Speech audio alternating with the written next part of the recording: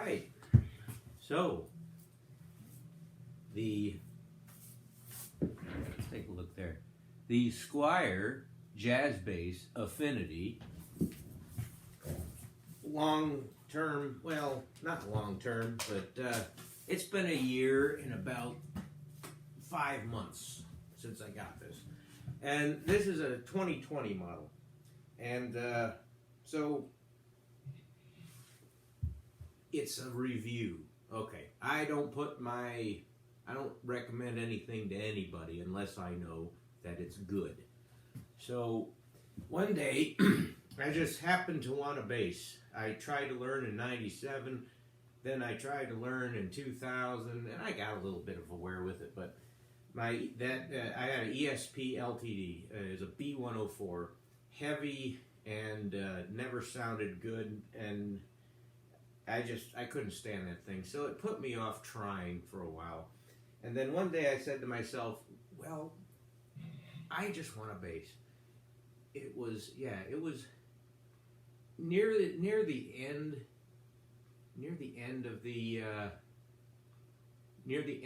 pandemic, and I want to say it was by about the time when we didn't have to wear the masks anymore, because I have pictures of me in the store with it, telling my wife, hey, I think I'm going to buy this. And so I went in there, and I had it in my mind. It's almost like I was dreaming about it. Okay, 5-string jazz. I like jazz's looks-wise better than P bass. I'm sorry, I just think they look cooler. Yes, there are problems with this body style, but I just like this going over here. I don't know. I've played P bass and I like them, but you know, I like the Nexon jazzes better. And I wanted a 5-string because as a synthesizer guy, I can make them play as low as I want, and the E on the it's just not low enough. I need a couple more notes. Anyways, so quality-wise, this is crafted in China, and it has the little Fender baby tuners on it. And what else does it have? It's got.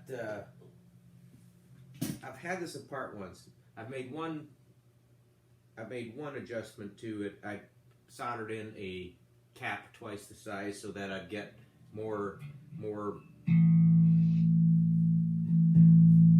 thumb. And yeah, I play through a little guitar amp because, you know, if I'm slapping, I like it to come out a little bit. Don't worry, I have other options. But how has it been to live with?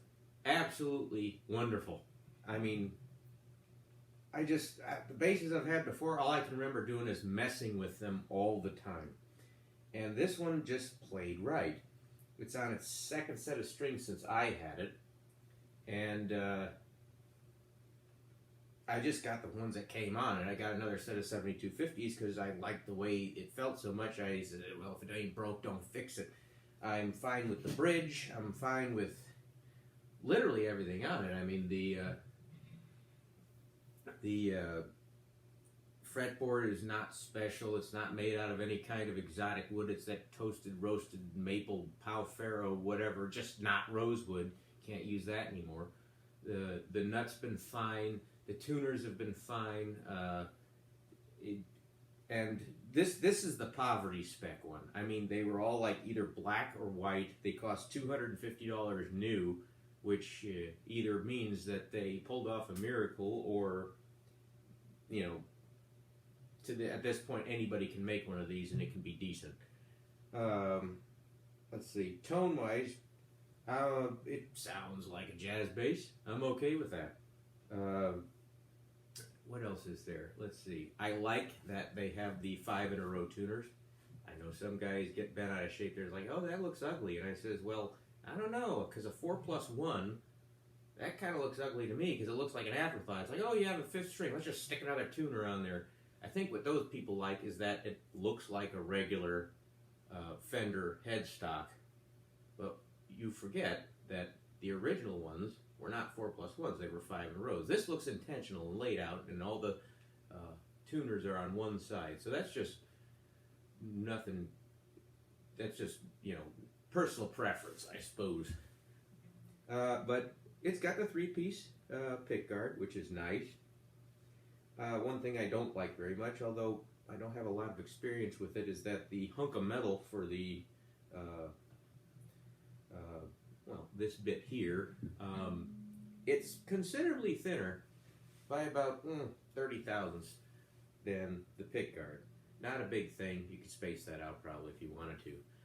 But I mean, I really haven't had any problems with it. It took me a little bit to get this to where I wanted it, intonation-wise.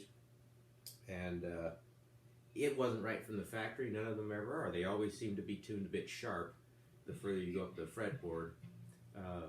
Just because, and so I ended up with this very aggressive rake, but according to my tuner, it's spot on, which is great. Now this one was a floor model. It had this damage when I bought it, and then I put this one on later when it fell on some cement. But even barring that, it's been fine. Let's see, one thing I don't like about it is it does neck dive. And you'd think maybe it shouldn't, but you know, you got all that extra weight up here, and I think it's got an alder body, which means it's not all that heavy on the bottom end. And this isn't really heavy for a fiber. I mean, it's 9.5 pounds, which is practically like a hot air balloon. You know, it doesn't hardly weigh anything at all. It's just not balanced all that great. But I mostly play seated, and because I'm still a novice. I'm not an expert in any way, shape, or form. You know, I'm keys first. So, but I mean, it's pretty good. It is noisy. Of course, my house electrics are noisy. So, but you know, it's.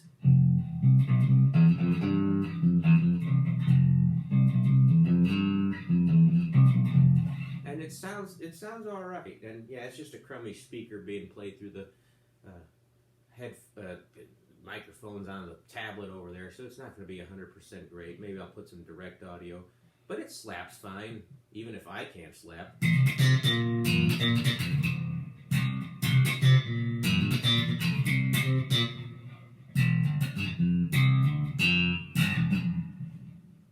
But you know, I like the low and slow.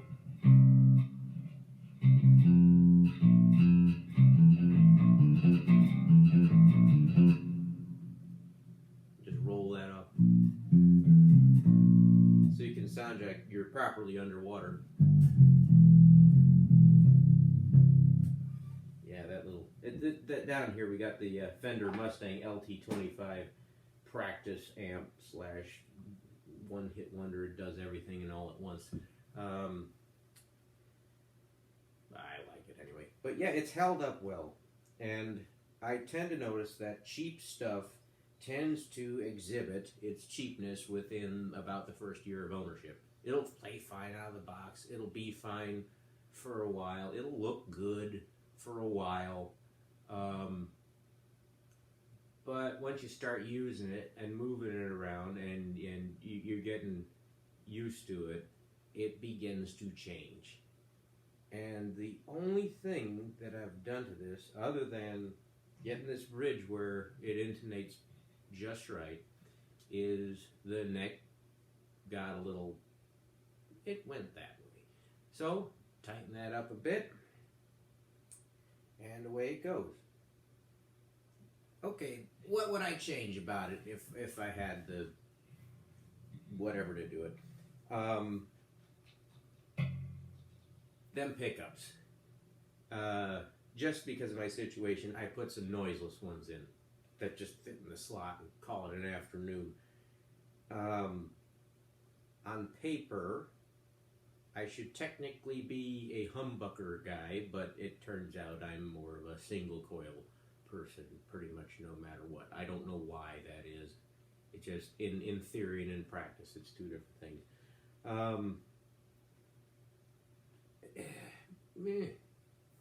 But yeah, I would definitely, if they're even selling them anymore, because if you're, because I didn't know. The only reason why I felt comfortable going with the Squire is some Swedish guy put up a jazz bass comparison where they had, he had a Squire and a regular Fender Jazz that he did a side by side comparison, and it was nice. I couldn't tell the difference, and if I couldn't tell the difference, if it was not meaningful enough of a difference, then guess what? There ain't no difference. Anything from there, you mess with your amp. I don't believe in tone woods. I don't think Leo Fender did either. He's like, what's the best thing I can make out of $12 worth of parts? And that's how he made his stuff. He's like, they're just tools. They're just tools. He probably wasn't even mad when Jimi Hendrix was burning his. Because he's like, we could just get another one. We know what we're doing.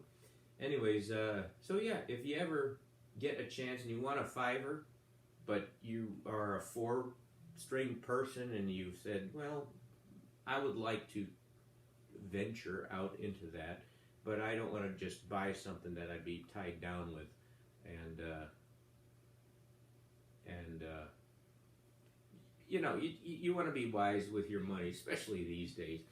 And the only problem is on the secondhand market, this thing is worthless.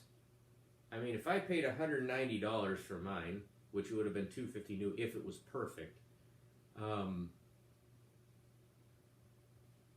what can I sell it for? 100, 125, maybe the same price that I paid for it. This is not going to appreciate in value, probably not, because it's not the desirable.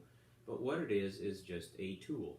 It's a tool that you can have and use.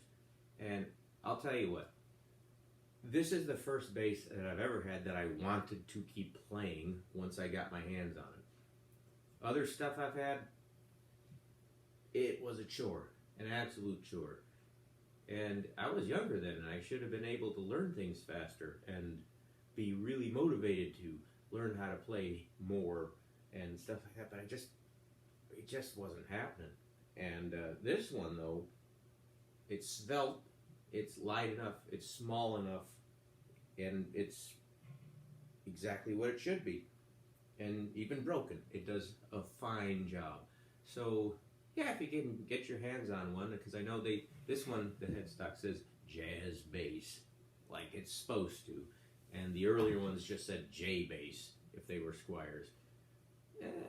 You can't tell when you're looking that close, but if the action's right and everything like that, and I don't go crazy over my action on stuff. I know people are like, oh, it's got to be low, and I says, it took me 20 years to figure out that low action isn't exactly what it's cracked up to be. I'm not like crazy high action either, am I? See, my trick is I get the neck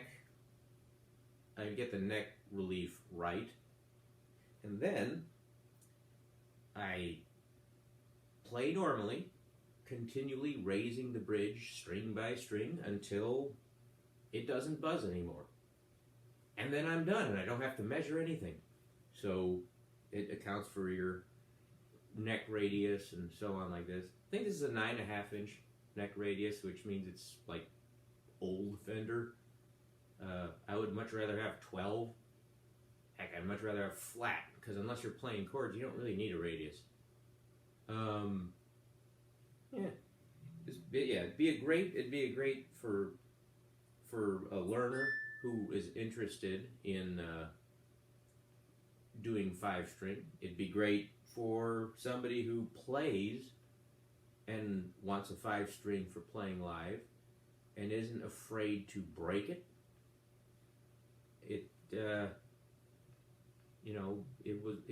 It's just fun, and that's the best part about it.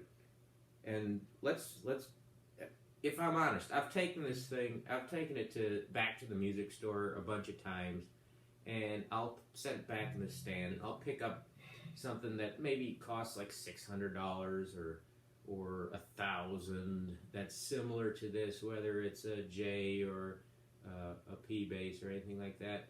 And at the end of it, I've not found one that I'd say I'd rather take that one home rather than this one. I'm not saying one that really changed my mind.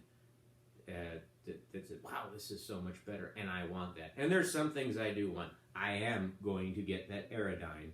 I'm going to get it. They're prettier in person than they are in pictures. They're just such beautiful, beautiful jazz bassist. I want that. But otherwise, that's all. And thanks for taking the time to listen to me say good things about this instrument.